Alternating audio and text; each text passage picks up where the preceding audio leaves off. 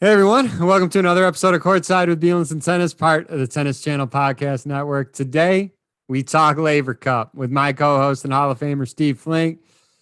Steve, this may be one of our shorter segments as it was Route City by Team Europe over Team World. Before we kind of get into some details, any initial thoughts from you on this? Well, it shows you that I think, I've got a lot of thoughts, but in a nutshell, I think when you've got the number 2, 3, 4 players in the world on one team, you got the other team's got a problem, got a real problem. And however, I do think the final scoreline is a bit misleading given the tightness of some of those contests. You know, there were still some very well played and close matches. So Team World didn't get the benefit of much luck over this past weekend. True. And, it's funny. Some of the comments I heard before the competition started was like, oh, this is Team World's year. This is the first time none of the big three are playing. And then you and I were even talking last week before we recorded this. We're like, okay, no big three, but you still look and there's Medvedev, Tsitsipas, and Zverev plus others. You're like, where's Team World going to get the win? So, I mean, imagine if the big three were healthy and playing. I mean, it's crazy. But what was interesting, and we'll get into it, David. I don't want to break into your format, but just a quick thing. It's other years. The event was unlucky in the sense that it played out so perfectly in the previous years because it would come down to the wire every year. And part of the reason it does is the increase in the points each day, and also there's a certain Russian roulette factor in finishing off matches with super tiebreakers. But those super tiebreakers went in one direction this year, largely. Yeah, absolutely. So for the listeners who don't know how the format works, it's first team to 13 points. Friday's match, there's 4 matches each day. Friday's match is 1 point, Saturday is 2 points, and Sunday's 3 points. So what Steve's referring to, if it's anywhere remotely close, Sunday is huge and it's very exciting. This year, it didn't play out like that. Team World would have had to have a complete sweep on Sunday. That didn't happen. You talked about the crowd. I attended this event in Chicago in 2018, and Chicago is a pro sports oriented city. I didn't know how it would play out. We don't have a lot of big time tennis. We're getting some smaller events now at Excess, which is on the south side of Chicago. But this was at the United Center where the Bulls and the Blackhawks play. When I went in 2018, it was electric. It's been electric every year. And Boston, even though the score was lopsided, the fans were great. Yeah, I mean, I was not there in person, nor was I for the previous Laver Cup editions. But there's no doubt you could feel the same sense of enthusiasm and enjoyment. And there's no doubt, David, that the format of playing the first 2 sets out with obviously traditional tie breaks, but then jumping into a super tie break for the third, it shortens it. It's sort of reminds me of the World Team Tennis format in the sense that you're moving things along at a swift pace, so that the fans are getting a verdict. They don't have to wait as long, and they're still seeing great players and great tennis. And for the players, it's perfect, David. They make a lot of money. There's no real added pressure other than they do not want to disappoint their team. So it's ideal. They play hard, they play fair, but it isn't the same kind of pressure you would have in playing Davis Cup for your country, as an example, or for that matter, playing in the finals of Wimbledon on your own. That is true. So let's get into it. Friday, starts Friday. There's afternoon sessions and evening sessions. The afternoon sessions 2-0 Europe, including Matteo Berrettini beating Felix Auger-Aliassime in a really, really good match. The evening, Andre Rublev. Just a quick interjection here. That's a perfect example of how this thing could have changed, because Felix got tight. He was up 5-3 and then 7-5 in that super tie break, and it got away. Just imagine if he could have won that match over his friend Berrettini. That could have changed the color a little bit. So I just wanted to add that.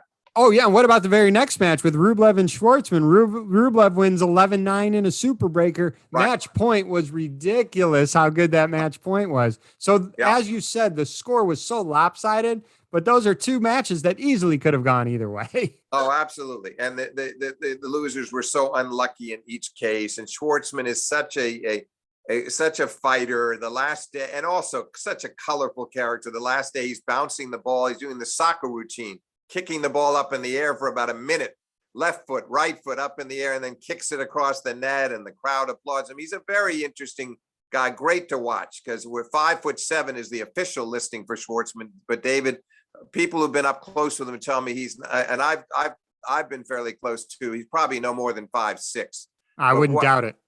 But in every inch and every pound of it, a fighter. And so he's great for the fans. And it's nice to see that when you've got a 6'6" Medvedev and a 6'6" Zverev out there in that same competition, to see somebody who's about a foot shorter still competing it honorably. Very well said. And the nightcapper for Friday was the doubles. And this was the one and only point that Team World got. And at the end of it, it was supposedly stated that Sasha Zverev said this will be the only point Team World will get the weekend. And, to hear that initially, you're like, whoa, that's a bold statement. It unbelievably played out that way, which was crazy. Yeah, he probably meant it a bit frivolously, by the way, or to fire up his team. That's sort of the typical good-natured trash talk that you get in sports.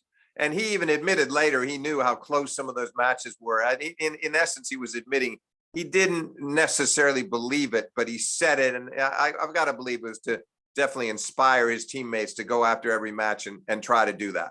Yeah, I agree. Now, Saturday, right off the bat, they did this the first match. They had Stefanos Tsitsipas versus Nick Kyrgios.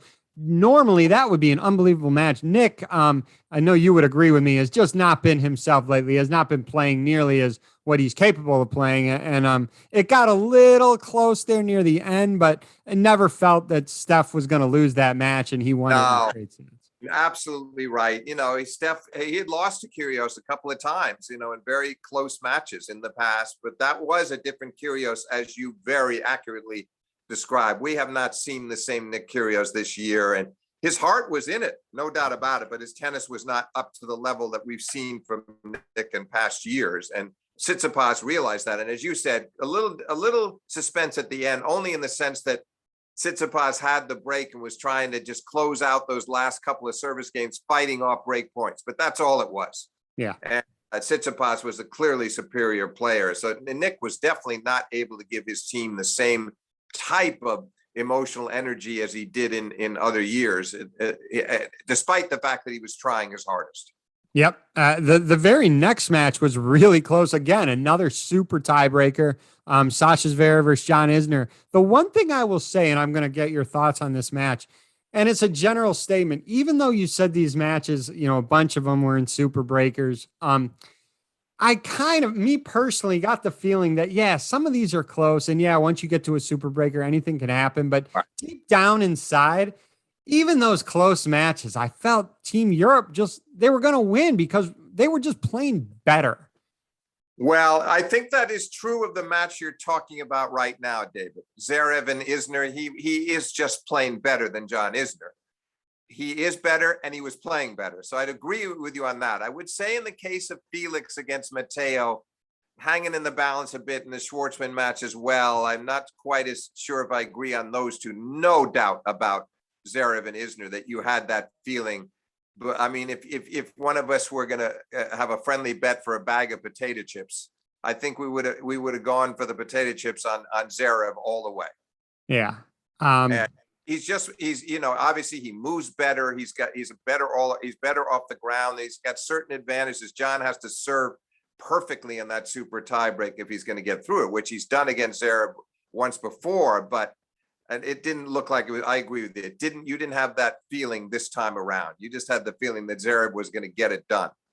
You mentioned the serve with John, and we didn't talk about this yet, so I'll bring it up now. The court played extremely slow, and with Team World having a bunch of big servers, I didn't know if they'd want to speed, if they even had a choice, and I don't know if they do or not, but if they would have preferred to have that court play a little bit quicker than it did. It seemed like even during the rallies, it was hard to hit through the court a bunch of times. I agree. I totally agree. And had they known, maybe the balls also contributed to it too, the twin factors. But I think that could have helped slightly. It could have helped slightly, but it still gets back to the problem of you got Medvedev coming off the US Open. You've got Zverev, who's just a great, great player who's going to win one of these majors sooner or later. And you got Tsitsipas, who was one set away from winning the French Open. They're three outstanding tennis players, and they were not lacking in motivation,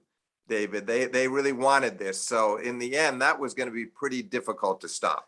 Yeah, you mentioned Daniil Medvedev. He was the first match in Saturday evening. He routed Denis Shapovalov 6-4, 6-love.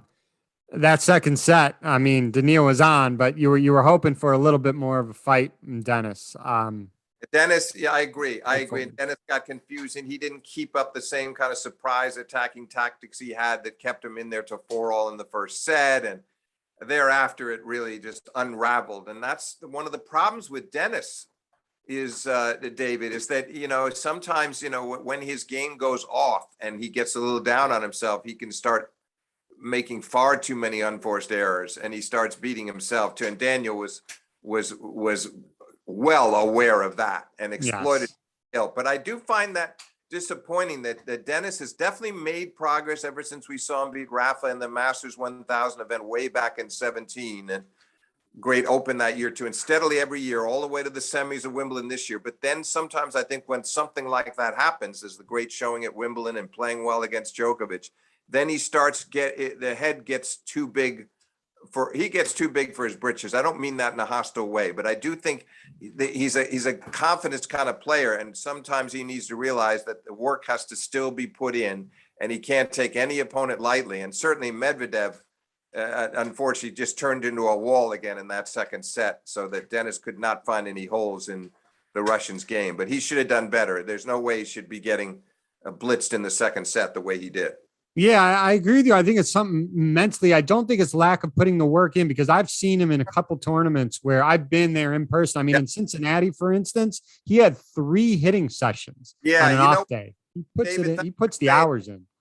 Sorry for interrupting. Thank you for saying that. I meant more the mental work. I don't mean that he doesn't train, but the mindset has to be, okay, I'm not there yet. I'm getting in there. I'm closing in there. But just because I pushed Novak Djokovic and played a good Wimbledon semi and got to my first major semi, that doesn't mean there aren't guys going to start cutting me down again. And they're not going to be afraid of me until I prove that I can do that regularly. So I just mean I'd like to see him keep working on the mindset, because you're right. The training, no, he's very fit. He works hard. I think most of these guys, but he needs to work even harder on his mind. Agreed. And hopefully he will, because he's such a talent. Now, if you're keeping score at home, folks, at this point, it was 3-1 after Friday. It's now 5-1. It's 9-1 going into the last match. And if Team World has any hope, they got to win this doubles match. And Tsitsipas and Rublev beat John Isner and Nick Kyrgios in a super breaker again. It's 11-1 at the end of the first 2 days of the competition. It's pretty much over after that, Steve. Yeah, and that made it. Then it became 14-1. Yeah, that was a tough position for Team World to be in, knowing that they absolutely have to win that doubles. And Rublev and Zverev were terrific together. Very funny moment after the match, David, when they were interviewed by Jim Courier, who suggested to Rublev that he never thought he would be saying this, but maybe Rublev was the best doubles player on the court. He was great. And I think he was right. And Rublev was very self-deprecating about it and appreciative of Jim's remark. And then Zverev sort of came back at Courier in a very playful way and said, I think I had something to do with it also. It was nice to see that, because you don't usually get that in these courtside interviews. They're much more formal, but it was very relaxed.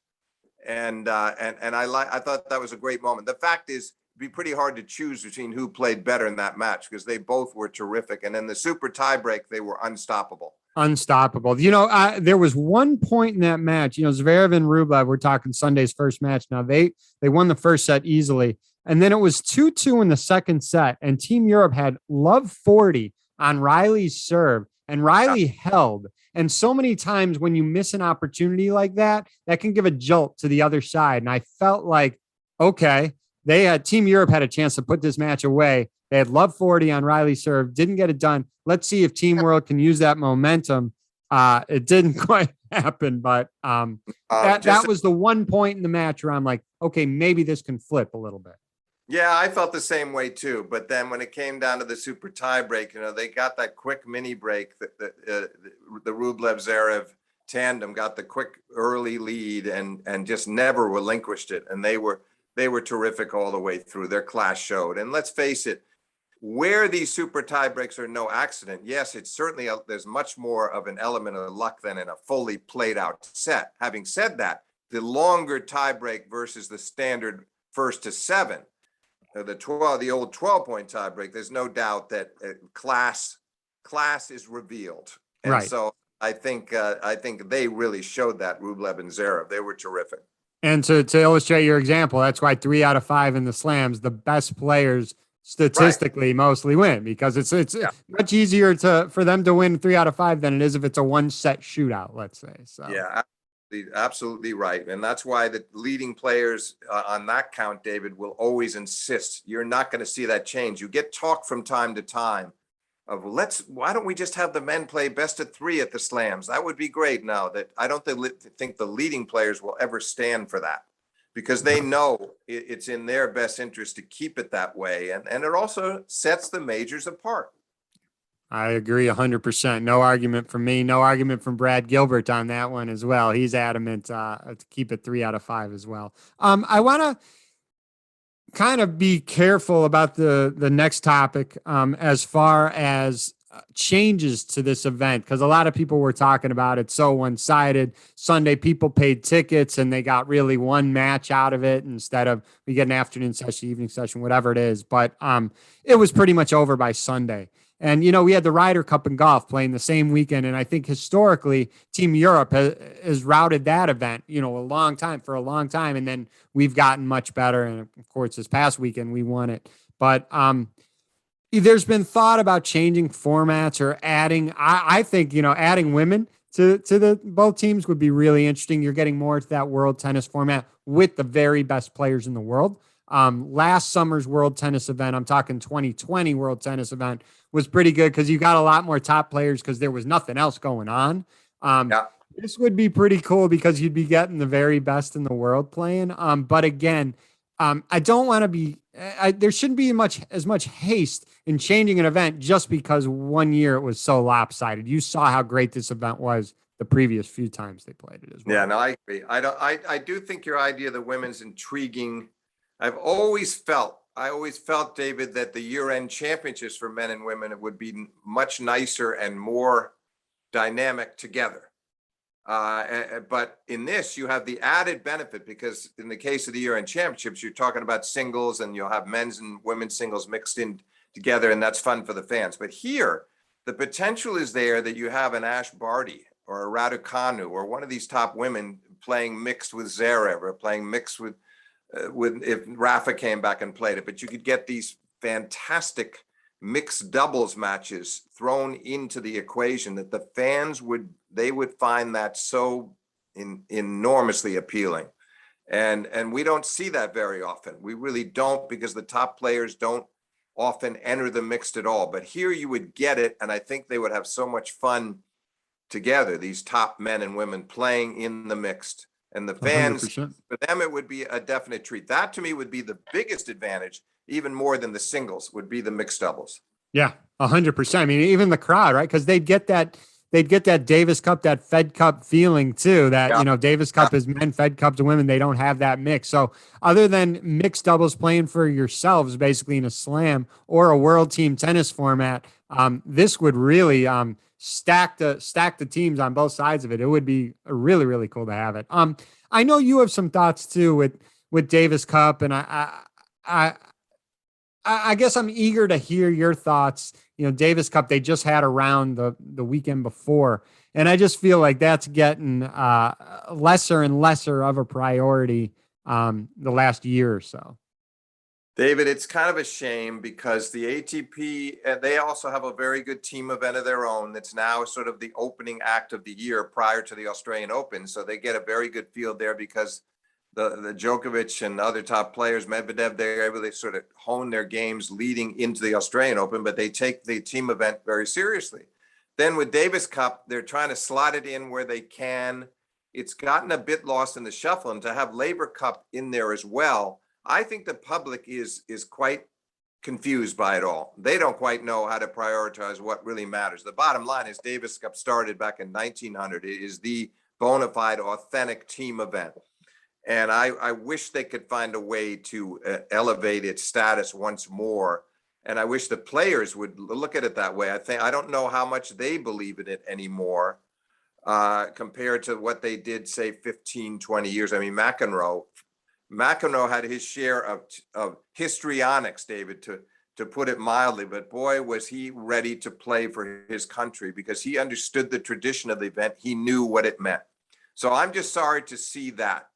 Here's how I look at Laver Cup. I think it should be seen as an exhibition event that really promotes tennis, which it does. But I mean, for instance, I don't agree with the idea, and I think I don't know how Brad Gilbert feels about this, but I've talked to others. I don't like the idea of the matches counting in a player's record now. How do you count? I hate that. I agree. Yeah, how do you count matches that are ending in super tie breaks? That's, to me, yes, you can have matches best of 3 versus best of 5, but those are genuinely played out matches, part of the tradition of the sport. This, to me, the reason that it works so well as a high scale exhibition is you have that luxury of going ahead and using the super tiebreak for the benefit of the fans. But to me, there's a big difference between it's not even on a level with either Davis Cup or ATP Cup. And I'm not saying that critically because I think it has its place in the sport. And I love the idea of them moving it around. Boston this year, London next year. Who knows where they'll go from there? They've been in Chicago. You saw it there. They've moved it all around the world, and it's been showcased, and it deserves its place, but not to the point where it's going to harm Davis Cup, especially. Davis Cup has got to find its way back to the top of the game again, the way it always has been traditionally, and it's going to take some work. Yeah, it is going to take some work, and hopefully it will get there because I think we all agree, everyone in the tennis world agrees that it's getting kind of lost in the shuffle here, and hopefully they'll rectify that soon. It was great seeing Roger. It was great seeing Roger in Boston. He looked good. I know he had his crutches on, but it was great to see him. It was great to hear him speak. And we'll see. I think there was an Instagram post about him and Rafa maybe playing doubles next year in London together. So maybe we'll get the. I saw that. One quick thing about Roger. It was interesting. What I liked about what he said. 2 things. One, that Jim Courier brought up to him the potential of Roger becoming a captain for sure. Laver. And he was very, very, what's the right word? Very self-effacing and reasonable and very nice about it by saying that maybe he would take a co-captain or a vice captain because he didn't want to step on the toes of a McEnroe or Borg and feel like he was just pushing himself around that way, which I thought was great. But the second thing was how he's going to take his time on the comeback. So I get the impression there's only a small chance we would see him at the Australian Open. He wasn't asked by Courier, but the way he was describing the process, it doesn't sound likely to me that now we're in the end of September, that there's much chance that he would leap out into the Australian Open. So I don't think we're going to see him until the spring. That's how, reading between the lines, that's what I got out of that interview. And that's I agree with you. And he referenced Wimbledon too. He's like, he wanted to play Wimbledon so bad last year, but he kind of referenced it. And it was amazing. He got to the quarters. He almost lost in the first round. If his opponent didn't get injured, that was going to be really close. But he pretty much said he was not nearly 100% playing Wimbledon. No, he did. He absolutely said that. He said he was nowhere near where he wanted to be, which shows you, but you can look at that 2 ways because he knows he still managed to get himself into the court. So that's why I think he would be encouraged about trying to go back and give it one more go this year. Having said that, I don't know whether the draw would necessarily play out. I mean, he got the break in the first round of the Manarino with the injury, sneaking through in 5, and got a little better after that until he lost to Hurkacz. But I think the draw might not play out quite as well next year, and it might still be harder. However, that was amazing that he could actually get to the quarters based on the way he had been playing, how little he'd been playing. Yes, he got through a couple of matches at the French, but still, that was all on essentially on one knee.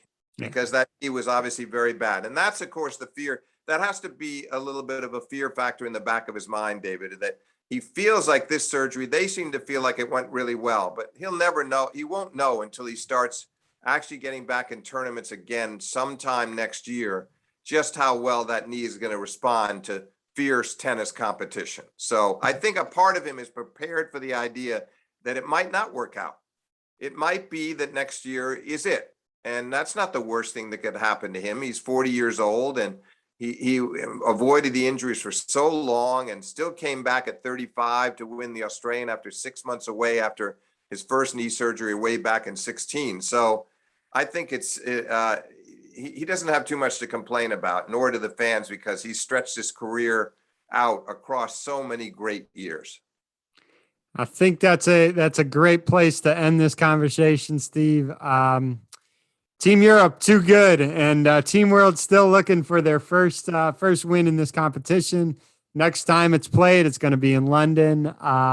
Team World still got its work cut out for it, because that Team Europe team is just stacked. So we shall see. Steve, this was fun. We got Indian Wells coming up, obviously different time on the schedule. Normally played in the springtime. We got it in the fall. So we still got some good tennis, and we'll go from there. Yeah, it'd be interesting, David, because there's all supposed to be at Indian Wells, the top men. Nobody knows yet about Djokovic, but all the rest of them there will be there. And it's going to be strange to be watching Indian Wells in October. Yeah, very, very strange. We're looking forward to it. Steve, this was fun. We'll talk again, and we'll do a little Indian Wells recap. And we'll have some other episodes going on as well. Okay, David, thanks. Enjoyed it. Thank you.